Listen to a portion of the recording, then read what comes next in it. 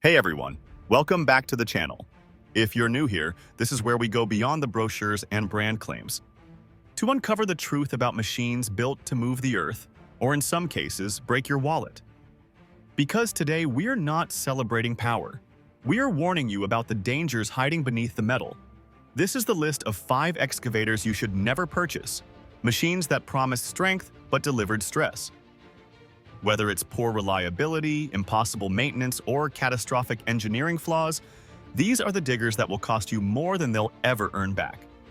So hit that like button if you believe performance should be proven, not advertised. And let's dig right in. 1. Cat 320, Next Gen, the smart system that became a headache. Let's start with a name everyone knows. Caterpillar, the king of construction machinery, a brand that practically defines the word heavy duty. When CAT announced its 320 next-gen excavator, the world paid attention. It was marketed as the future of earth moving, a bold leap into the age of smart hydraulics, fuel efficiency, and digital precision. Sleek cabin design, touchscreen controls, built-in job site connectivity, and real-time telematics. On paper, the 320 Next Gen looked like a contractor's dream.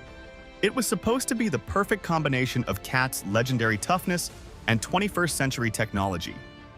But as many owners soon discovered, that dream came with complications. In practice, the 320 Next Gen became one of Caterpillar's most divisive machines. The high-tech systems that were meant to simplify life for operators often ended up complicating it. Reports poured in of frequent sensor failures, ECU malfunctions, and telemetry shutdowns that disrupted work unexpectedly.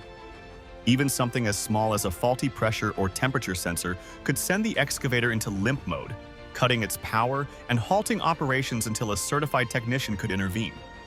The real issue wasn't always the fault itself, it was the dependency. These new smart systems require dealer-only diagnostic software to reset or recalibrate, meaning independent mechanics were locked out. A simple electronic glitch could ground a $200,000 machine for days while the crew waited for an authorized service truck. Contractors who were used to fixing mechanical issues on site suddenly found themselves at the mercy of CAT's proprietary ecosystem. Then came the mechanical surprises. Despite the focus on advanced electronics, the undercarriage, especially the track adjuster assembly, showed premature wear, particularly in rocky or uneven terrain. Operators who had worked for years with the older bulletproof 320D series noticed the difference immediately. The newer machine, while refined, didn't have the same rugged backbone. For all its digital intelligence, it lacked the mechanical grit that had made CAT a global icon. Owners described the experience with frustration. The 320 Next Gen spent more time connected to a laptop than connected to a bucket of dirt. While the cab felt like a cockpit, and the display looked like a tablet, the excavator's downtime became the true story. The blend of sensors, software, and emissions technology made it a machine that looked futuristic but often behaved like it was still in beta testing.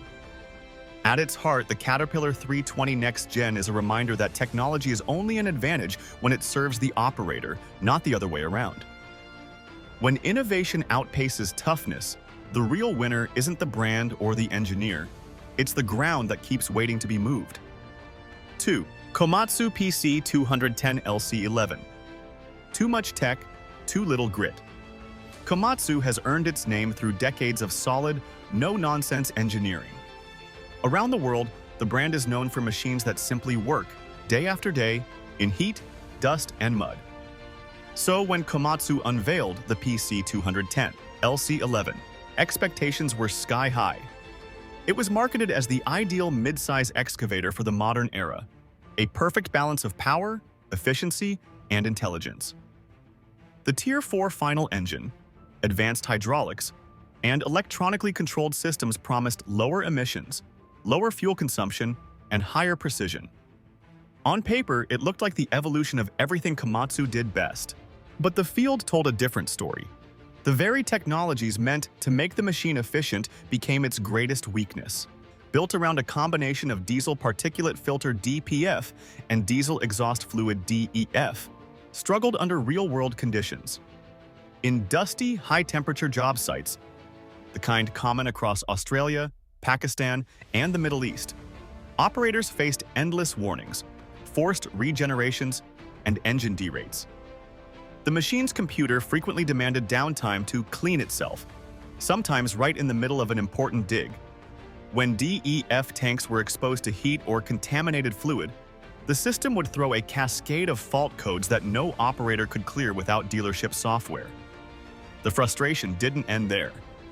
The electronic throttle response and hydraulic assist system, designed for smoother transitions and better fuel management, often became unpredictable. Some operators described the controls as hesitant, others as inconsistent, as if the excavator couldn't decide whether it wanted to work or think. The result was a machine that felt intelligent, but indecisive, an engineer's masterpiece that occasionally forgot its purpose. And while Komatsu built the 210 LC11 with a comfortable cabin, ergonomic joysticks, and reduced vibration, all that comfort couldn't offset the downtime. Fleet owners began noticing an ugly pattern: machines spending more time plugged into laptops than digging trenches. Technicians were called not for broken components but for software updates, sensor calibrations, and error resets, each one costing both time and money. Contractors across multiple regions admitted they were spending more on diagnostics than on actual parts replacement. It wasn't a failure of craftsmanship, it was a failure of balance. Komatsu's effort to make the PC210 LC11 smarter ended up making it too dependent on its electronics. The rugged simplicity that made earlier Komatsu models like the PC200x8 legendary had been traded for fragile sophistication. In short, great engineering met the wrong execution. The PC210 LC11 proves a timeless truth in heavy equipment. Sometimes the smartest machine in the yard isn't the one that works the hardest, it's the one that just keeps running. In this case, simplicity would have been the ultimate sophistication. 3. Volvo EC220E, the over-engineered workhorse. Volvo has long been a symbol of precision engineering, a brand associated with comfort, safety, and the kind of Scandinavian craftsmanship that inspires confidence on any job site. The Volvo EC220E embodied that promise perfectly. It looked every bit the modern excavator: smooth lines, quiet hydraulics, a luxurious operator cabin, and an intelligent electro-hydraulic system designed to deliver the ideal balance between performance and fuel efficiency. On paper, it was the definition of refinement, a machine built for the modern age of smart construction. But beneath that elegant exterior lay a hidden complication: complexity. The EC220E's electro-hydraulic system, though technologically advanced, proved far too delicate for the harsh realities of global job sites. A single hydraulic pressure sensor failure could bring the entire system to a halt, forcing a full diagnostic shutdown that stopped production in its tracks. What should have been a minor repair often turned into a week-long ordeal. The problem wasn't just the failure itself, it was accessibility. Unlike older machines that could be repaired by any skilled mechanic with a wrench and a voltmeter, the EC220E required the Volvo TechTool diagnostic software, a proprietary system available only to authorized dealerships. Independent workshops, even experienced ones, were locked out. This meant every issue, from clearing a sensor fault to recalibrating hydraulic flow, required an official technician, an appointment, and a hefty service bill. And when you add parts availability to the equation, things got worse. Outside of Europe and North America, replacement components for EC220E weren't always stocked locally. Owners in Africa, Asia, and Latin America reported waiting days, sometimes weeks, for essential modules to arrive. Every hour of downtime meant money lost, deadlines missed, and reputations at risk. To operators, the EC220E felt like a dream: smooth, quiet, and effortless to control. But to fleet managers and owners, it became a nightmare of high maintenance costs, unpredictable downtime, and overdependence on dealership support. Many came to realize that the very sophistication that made EC220E feel premium made it fragile. In the rugged world of excavation, refinement is a luxury, but reliability is survival. And that's where the EC220E fell short. It proved that a great machine on paper isn't always a great partner in the field. Because when a day's work depends on dirt, rock, and resilience, the machine that can't keep running, no matter how refined, simply doesn't belong on the job. 4. Sany Swy 215C, the budget temptation that costs you later. Now we move to the so-called budget contenders, the machines that promise premium performance at a fraction of the price. Among them, one name stands out: the Sany Swy 215C, a Chinese excavator that stormed global markets with flashy brochures and big promises, Japanese hydraulics, German precision, and unbeatable price. On paper, it looked like the deal of the decade: modern styling, strong lifting charts, and a spec sheet that read like something twice its cost. But as every contractor knows, the real test of a machine isn't in the brochure, it's in the dirt. And that's where the story changes. Across Southeast Asia, Africa, and the Middle East, owners began to discover that what looked like savings soon became an expensive lesson. Within the first 1,000 hours, operators noticed premature undercarriage wear, pins and bushings loosening far too early, track shoes bending under moderate strain, and weld points on key joints starting to crack. Machines that were expected to last years began to rattle and shake within months. Then came the heat.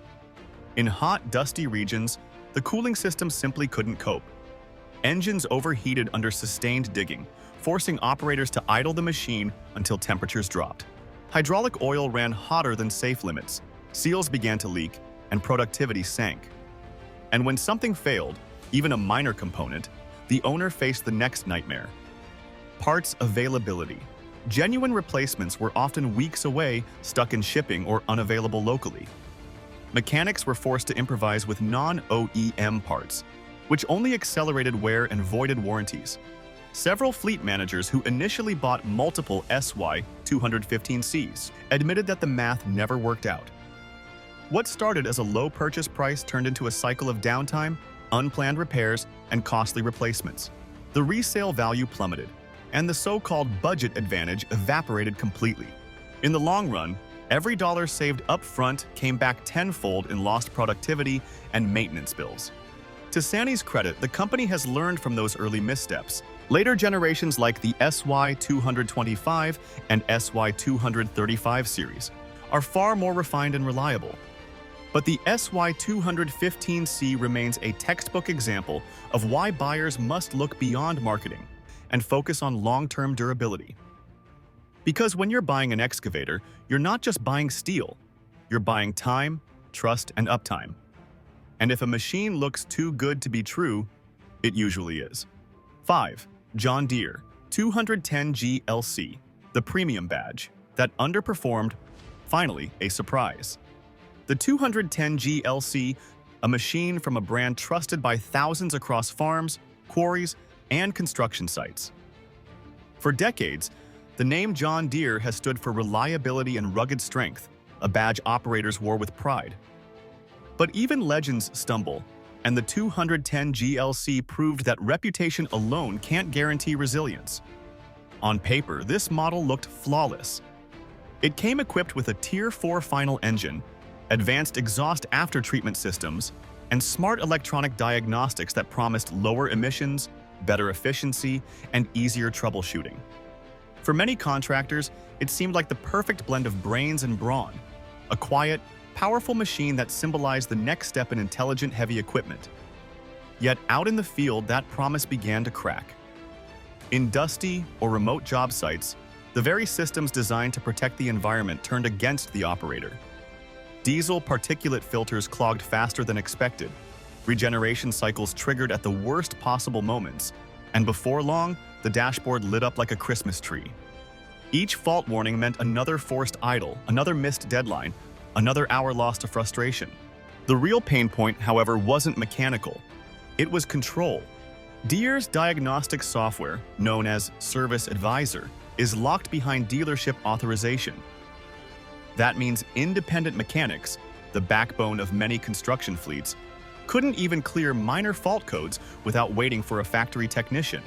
Owners found themselves transporting machines hundreds of miles just to reset an electronic limiter or purge a system fault that, in older generations, could have been solved with a wrench and common sense. For many operators, the experience was infuriating. Here was a machine that idled beautifully, ran smoothly, and offered a whisper-quiet cabin with fingertip precision. Yet when something as trivial as a sensor glitched, it shut itself down completely. One contractor joked that the 210 GLC stopped for software updates more often than it stopped for fuel. Beneath the premium polish lay a system that was too smart for its own good and too restricted for the men and women who depended on it daily. The lesson is as old as the trade itself. Reliability isn't about who makes the loudest promise. It's about who keeps running when things get tough. The John Deere 210 GLC reminds us that technology should serve the operator, not control him. Because in the world of excavation, a machine that refuses to work when the dirt gets heavy isn't innovation, it's interference. At the end of the day, heavy machinery isn't just about torque or technology, it's about trust. A digger should be a partner, not a problem. It should outlast contracts, not warranties. And while every brand has its heroes, these 5 remind us that even the biggest names can miss the mark. So before you buy, do your homework. Talk to real operators. Read field reports. Ask for maintenance histories. Because the wrong excavator can bury more than just dirt, it can bury your business. If you found this breakdown helpful, hit that like button. Subscribe for more deep dives into the machines that build our world. And remember, buy smart, dig deep, and never let marketing do the heavy lifting. Leave a comment below. Which excavator model gave you more trouble than it was worth? Let's share the real stories together. Until next time, stay sharp, stay safe, and keep your edges clean.